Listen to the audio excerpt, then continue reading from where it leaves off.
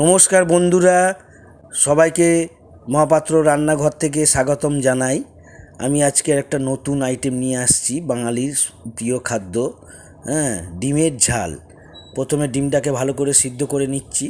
ডিমটাকে ভালো করে সিদ্ধ করার পর ডিমটাকে ছাড়ালাম, সুন্দর করে ছাড়িয়ে তারপরে আমাদের শিলে আদা রসুন বাটা হচ্ছে।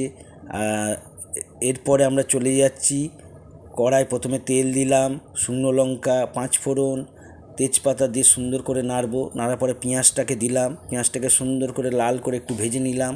ভেজে নেওয়ার পরে একটু টমেটো দিলাম। টমেটো দেওয়ার পরে একটু ভালো নেড়ে চুড়ে নাড়ার পরে আদা দিলাম।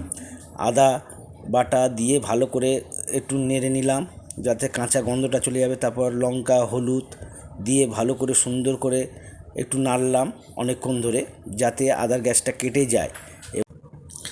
আর আমার ঠিক পরিমাণ মতন জল লবণ দিলাম এবং জলটা কিছুক্ষণ ধরে ফুটবে।